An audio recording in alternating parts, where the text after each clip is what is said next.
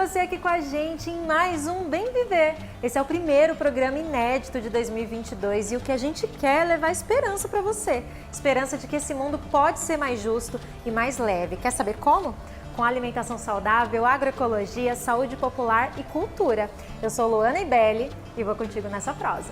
O primeiro programa do ano começa lá no Ceará com o Momento Agroecológico. Você vai conhecer uma rede de turismo comunitário e saber por que essa modalidade é tão importante na sustentabilidade social e ambiental.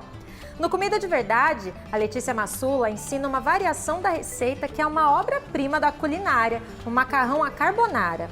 E falando em macarrão, o Alimenta Saúde mostra um coletivo de mulheres que produz massas frescas e orgânicas com certificação. No quadro de entrevista, a gente recebe uma vencedora da última edição do Prêmio Jabuti, a escritora paraense Monique Malcher. E tem mais mulheres na escrita. O Mosaico Cultural fala sobre o livro Quarentena da Resistência, que traz histórias de catadoras de lixo reciclável. E ainda tem dica de saúde, então, para ver tudo, fica com a gente que o Bem Viver está só começando.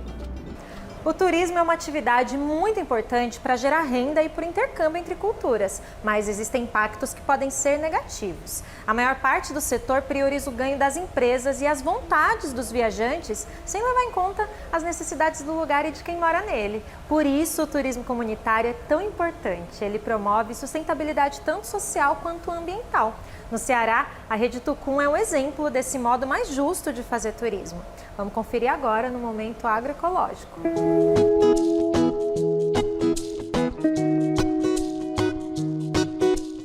Imagina acordar cedinho e dar de cara com esse paraíso.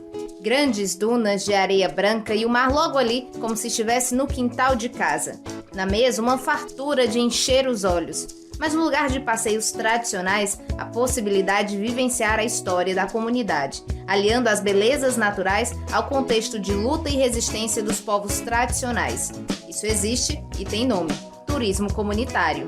As comunidades pesqueiras, né, as comunidades tradicionais de modo geral, elas foram muito impactadas com as mudanças, com as transformações que ocorreram na zona costeira a partir da década de 70 para a ocupação da terra para estruturas de hotéis, pousadas, segundas residências, e vivenciaram inúmeros conflitos de interesse entre essa população tradicional e esses novos ocupantes. E o turismo comunitário, ele nasce no seio dessa luta, no bojo dessa luta, para, de certa forma, afirmar a identidade dessas comunidades e o direito dessas comunidades permanecerem em seus territórios tradicionais. Foram anos construindo essa ideia de um turismo que se contrapusesse ao modelo tradicional e predatório do turismo de massa, reunindo a comunidade pensando formas de sustento, fortalecendo territórios e chamando a atenção da sociedade para dizer que esses povos tradicionais existem e que é possível conhecer essas belezas de forma sustentável. O turismo comunitário, ele mostra quem somos. Fazemos turismo comunitário valorizando nossos produtos, o que plantamos no nosso quintal, o trabalho que é feito com a agroecologia nessas comunidades, valorizando a pesca artesanal, o trabalho do agricultor familiar. A gente, na verdade, está na contramão de todo esse sistema perverso e capital que vem destruindo e manipulando as comunidades. Assim nasceu a Rede Tucum, Rede Cearense de Turismo Comunitário. Dentro delas estão comunidades quilombolas, indígenas e pesqueiras de vários municípios do estado, que se articularam para oferecer uma experiência diferente de turismo. Na verdade, a Rede Tucum, ela não é um negócio, ela é uma rede de turismo solidário, ela é um movimento social baseado na vivência das comunidades, do pescador, do agricultor, do artesão, dando oportunidade para as mulheres serem protagonistas, né, de sua própria história. Aqui o peixe fresquinho vem direto da rede do pescador. O tempero que confere o sabor da comida, direto da horta. Nessa rede, o luxo é a simplicidade, emoldurada por uma beleza preservada e que convive harmonicamente com o povo que dela vive.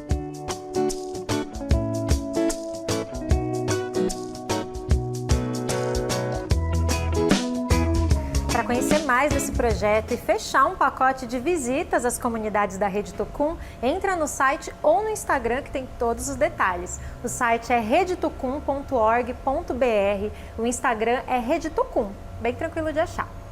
Agora vamos para a cozinha aprender mais uma receita com a Letícia Massula no quadro Comida de Verdade. O prato de hoje dá o que falar, viu? Macarrão à carbonara. Tem tantas lendas a respeito de onde surgiu, quem inventou. O que se sabe é que a carbonara veio da região italiana do Lácio, onde fica Roma, e é uma obra-prima da culinária. Os ingredientes básicos precisam de um preparo todo especial para chegar no resultado perfeito. Um molho muito cremoso, com sabor marcante. A Letícia trouxe uma versão própria. Olha só. Oi, Luana. Oi, pessoal. A receita de hoje é uma deliciosa massa carbonara, mas sem bacon. Só manteiga, ovos e queijo. Vem junto para aprender os segredos desse molho que é cheio de pegadinhas. Para fazer esse carbonara sem bacon, você vai precisar de massa seca longa, tipo espaguete, ovos, manteiga, a parte branca da cebolinha, sal fino e sal grosso, queijo ralado, pimenta do reino e, se for do seu gosto, a parte verde da cebolinha para finalizar. Só isso. Eu estou fazendo uma versão vegetariana, estou usando manteiga, mas na sua casa, se quiser fazer a tradicional com bacon ou com panceta, é só substituir a manteiga por um deles. E aí, a hora que ele soltar a gordurinha, é a hora de colocar a massa e na sequência a água. E aí, assim, tudo igual. Vai ficar também o carbonara maravilhoso na tradição. Ferva a água em abundância com sal grosso para cozinhar a massa. Aí, cozinha a massa pelo tempo da embalagem para ela não ficar molenga. Numa frigideira, você derrete manteiga. E na manteiga você vai suar a parte branca da cebolinha verde.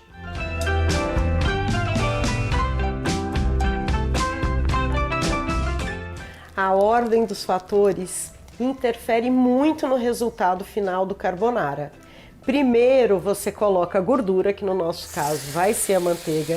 Depois junta a massa, a pimenta do reino com a água do cozimento, mistura bem, deixa aquecer. Aí desliga o fogo, coloca o ovo batido, mistura bem rápido.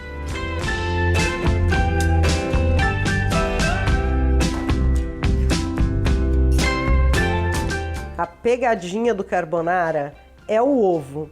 Você tem que apagar o fogo na hora de juntar os ovos batidos. Se você coloca com fogo ligado, o ovo vai coagular e aí vai ficar parecendo uma massa com ovo ralado em cima dela, textura totalmente errada. Então o segredo é esse: desliga o fogo e aí junta os ovos e mistura com agilidade. Fazendo assim não vai ter erro. Por último, o queijo ralado, que vai grudar na massa por conta do molho de ovo que foi cremoso, que cozinhou no ponto certo. Se você não fizer nessa ordem, não vai dar certo. Aprendeu todos os truques para fazer um carbonara em casa? Percebeu que não vai creme de leite? Pois é, creme de leite é considerado uma heresia no carbonara. Mas se você quiser fazer na sua casa com creme de leite, é aquilo que eu sempre digo, mais vale um gosto. Mas seguindo essas dicas aqui, você vai conseguir fazer o seu carbonara sem creme de leite, quase igual o de uma mama italiana. É isso, até a próxima. Se fizer aí, passa para contar o que você achou nas redes do Brasil de Fato e lá no meu blog, cozinhadamatilde.com.br. Um beijo e até a próxima!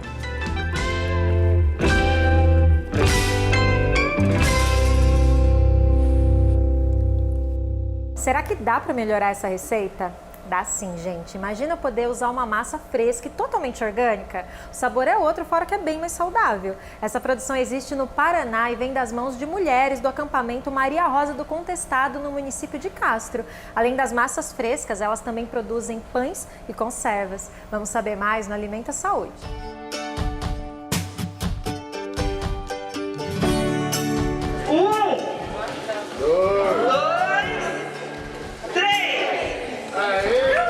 Na comunidade Maria Rosa do Contestado, em Castro, no interior do Paraná, 13 mulheres do MST juntas, trabalhando coletivamente, agora têm uma agroindústria para a produção de massas frescas e saudáveis. Os 14 sabores de macarrão caseiro são todos preparados com alimentos orgânicos da reforma agrária, produzidos no local. No momento que a vigilância chegou ali e deu ok, então a gente viu ali a transformação, a alegria, a satisfação de cada uma pela conquista, porque todas fizeram esforço de alguma forma. Não só na geração de renda para as mulheres da comunidade de Castro que as massas caseiras têm benefícios, mas também no consumo. Elas não têm aditivos químicos e são produzidas a partir de ingredientes sem agrotóxicos. Uma garantia de saúde para adultos e crianças. Então ele não agride tanto ao organismo como se fosse um produto com data de validade longa, né? Que aí necessita de algo que conserve ele por mais tempo. Então normalmente resulta em uma massa, essa massa artesanal, ela é uma massa mais porosa, tem um sabor diferenciado e ela tem uma melhor absorção também dos molhos. As massas frescas tradicionais, facilmente encontradas nas prateleiras dos supermercados, atraem pela praticidade e rapidez no preparo, mas têm efeitos não tão bons para o nosso organismo. Além do trigo não ser orgânico, os aditivos e conservantes químicos que estão nos pacotes, por vezes carregam elementos que o nosso corpo não reconhece, e por isso podem provocar efeitos alérgicos e até intolerância alimentar. A gente teve a notícia aí de liberação de um determinado trigo, de um determinado país, e que é utilizado alguns agrotóxicos que são proibidos no mundo inteiro, né? Que tem uma agressão muito grande para o nosso corpo. Então, quando a gente fala em massas artesanais, a gente também tem esse cuidado com o tipo de produto que está sendo utilizado também. Geralmente a gente procura produzir com alimentos que a gente planta, que a gente tem. Que o nosso macarrão, ele vai sair um macarrão mais saudável, né, do que esses que tem lá fora. Porque todas as hortaliças que nós temos, produzimos aqui dentro do nosso espaço, nós colocamos no nosso próprio macarrão. Ali, por exemplo, o espinafre, a beterraba, a cenoura, eles têm o selo de certificado orgânico. Mulheres na luta, semeando a resistência. Mulheres na luta, semeando a resistência. As massas do coletivo de mulheres estão disponíveis para venda online. O site é produtosdaterrapr.com.br. Para quem estiver no Paraná, tem também nas lojas do Armazém do Campo, espalhadas pelo estado, e em feiras do município de Castro e Curitiba. A gente continua falando de saúde, vamos para a nossa dica. O verão em grande parte do Brasil vem com muito calor e chuva, uma combinação que favorece o aumento de doenças transmitidas pelo mosquito Aedes aegypti. Mas cada um pode fazer a sua parte para evitar que essa transmissão aconteça. Vamos saber quais são os cuidados com o médico Aristóteles Cardona. Todo início de ano, e nesse momento não é diferente, é marcado em nosso país por muito sol, muito calor, né? Estamos em pleno verão e também em muitos locais com chuvas, as chamadas chuvas de verão.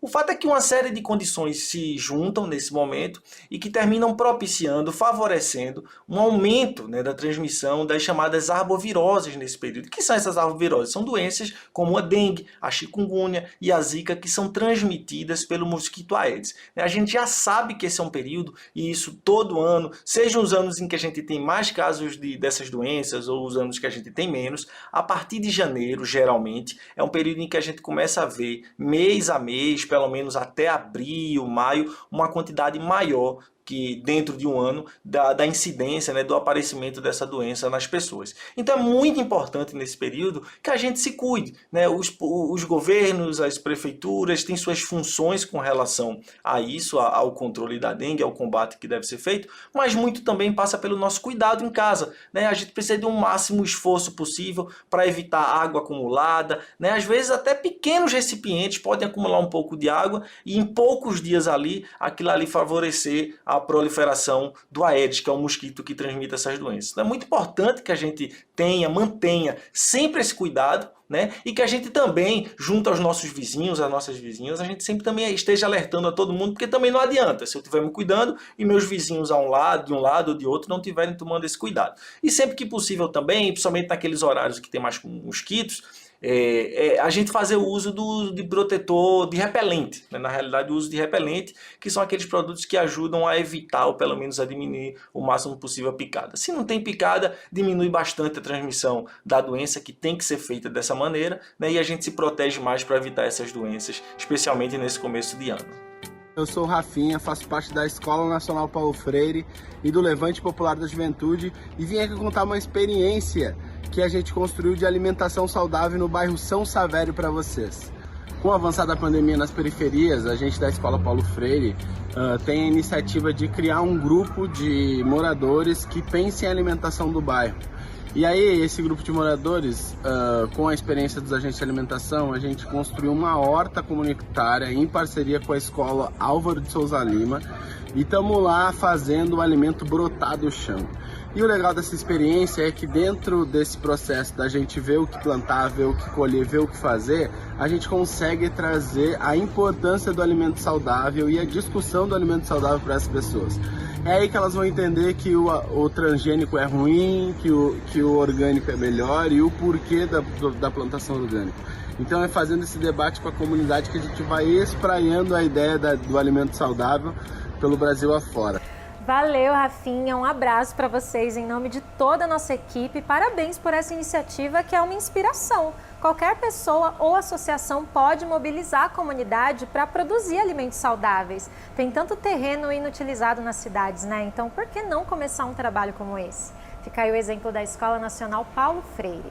E para quem está em casa, se você faz parte de algum grupo que promove o bem viver, que causa impacto positivo na sociedade, a gente quer você aqui no programa mostrando a sua iniciativa. É só deixar o vídeo nas redes sociais com a hashtag Bem Viver na TV. O Prêmio Jabuti é o mais tradicional da literatura brasileira e na última edição, em 2021, ele reconheceu o trabalho da escritora paraense Monique Malcher. Ela venceu na categoria Contos com o livro Flor de Gume, que tem 37 histórias inspiradas em mulheres que passaram pela vida da autora. Os contos abordam temas como alienação parental, violência doméstica e abuso sexual. Vamos saber mais dessa trajetória no quadro de entrevista.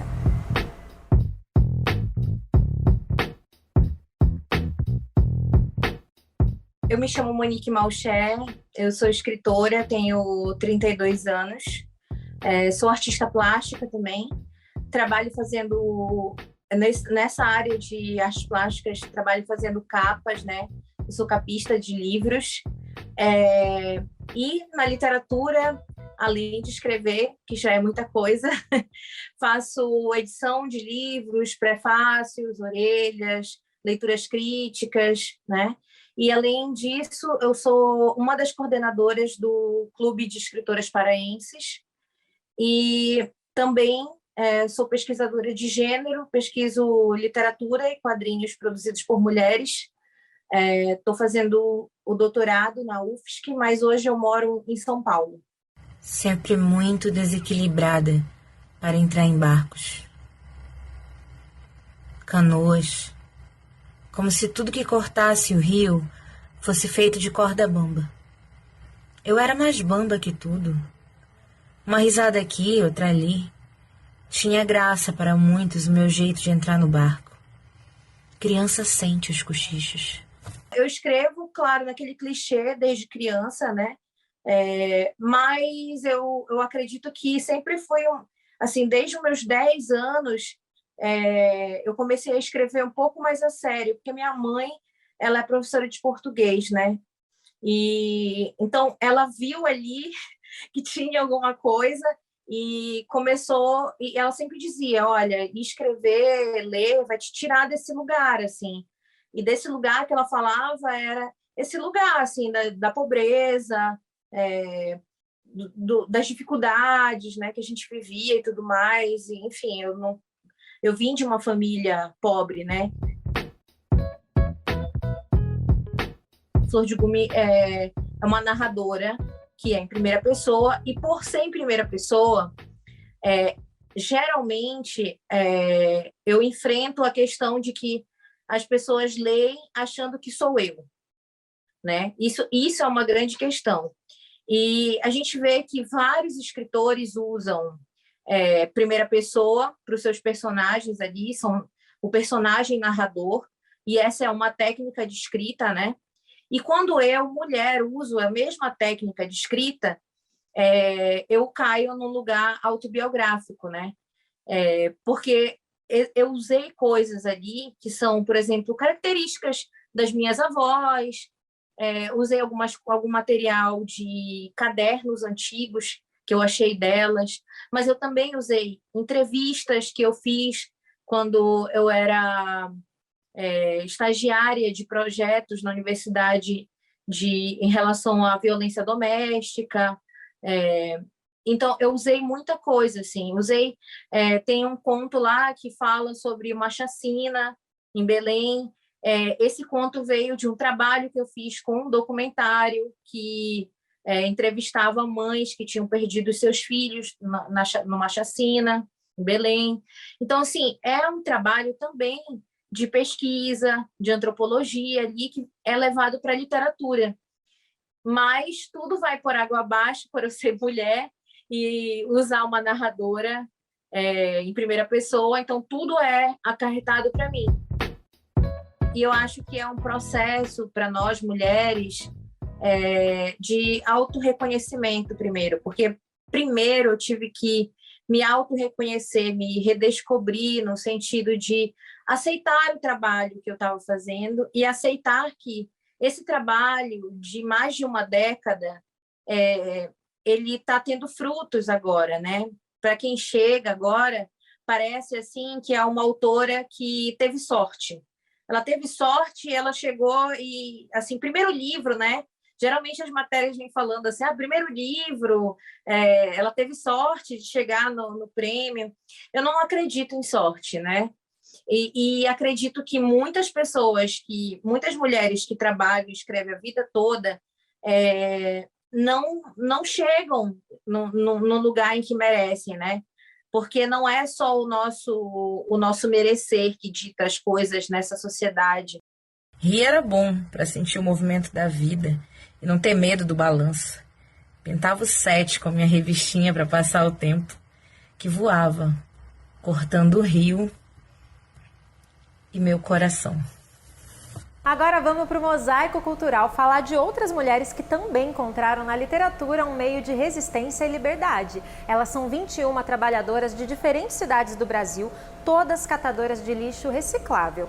Assim como muitos brasileiros e brasileiras, essas mulheres perderam renda durante a pandemia. As histórias de exclusão social e busca por dignidade estão narradas de um jeito único no livro Quarentena da Resistência.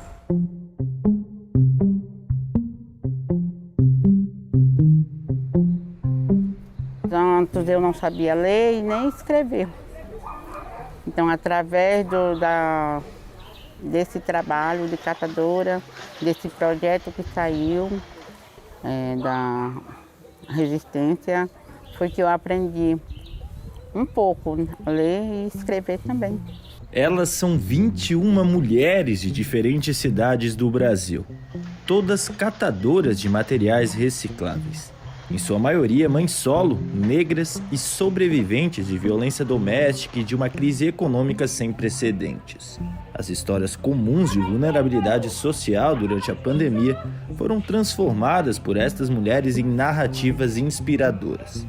Tudo foi reunido no livro Quarentena da Resistência. Cada uma contava um pouco da sua história, como que era a sua vida, como que é a vida de catadora, como que os moradores recebem a gente, entendeu? E aí foi indo. Depois de 3 meses a gente ficou sabendo que nós estávamos escrevendo um livro. A obra faz parte de um projeto realizado pela Organização Internacional do Trabalho, em parceria com o Ministério Público do Trabalho. A iniciativa contou com encontros semanais virtuais no ano de 2020, ao longo de 7 meses. Cada uma das 21 catadoras recebeu uma bolsa de estudos mensal no valor de R$ 385, além de cestas básicas para a segurança nutricional de suas famílias. Foi um processo de resistir à crise que abalou uma situação que já era crítica e resistir com força, resistir a partir da sua própria história, a partir da sua própria memória, buscar forças para ressignificar esse período e ressignificar também as potencialidades de futuro. Nos encontros, a inspiração para produzir o livro veio a partir da leitura e debate de Quarto de Despejo, a grande obra de Carolina Maria de Jesus, lançada em 1960. Para Maria das Dores, as semelhanças com a célebre catadora são muitas. Eu acho que foi uma coisa assim, muito parecida com a dela, com o sofrimento dela. Hoje eu me espelho nela, sabe? Assim, em tudo. No sofrimento, no que ela passou, no que ela lutou e no que ela venceu. Então, tudo isso eu vejo hoje em mim. Mas o projeto não se encerra com o livro recém-publicado. No momento, as trabalhadoras participam de oficinas de poesia com Elisa Lucinda e Giovana Pires. A turma já conta com novas alunas como Dorinha, de 74 anos. Assim como sua xará, ela também é trabalhadora da Cooper Pires, na região do ABC Paulista. Olha, depois dessa pandemia, a gente todos aprendemos que vale a pena viver. É muito bom, e elas sabem também que é muito bom ser catadora. É um orgulho, eu me orgulho hoje de ser uma catadora. Podem chamar de lixo, mas é um trabalho digno, um trabalho honesto e um sustento para nossa família. Eu comentei, a terceira idade tem ainda muita vida pela frente. Os idosos dançam, viajam, namoram, usam internet, trabalham, sustentam filhos e netos.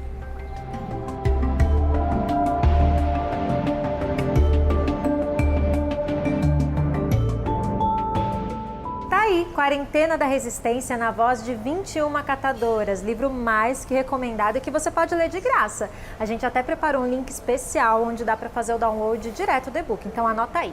É bit.ly/Quarentena da Resistência. E assim nós encerramos esse, que foi o primeiro Bem Viver inédito de 2022. A gente está muito feliz e comemorando um ano de programa. Gratidão a você que acompanhou a gente até aqui e também a quem está chegando agora para fortalecer ainda mais essa história. E olha, durante a semana tem mais Bem Viver. A versão de rádio do programa está no ar de segunda a sexta. Dá para ouvir no site radiobrasildefato.com.br. E se você tiver sugestão de pauta, é só escrever para o e-mail programa bemviver@cpmedias.org.br. Eu fico por aqui. Um ótimo ano novo para todos nós. Até a próxima!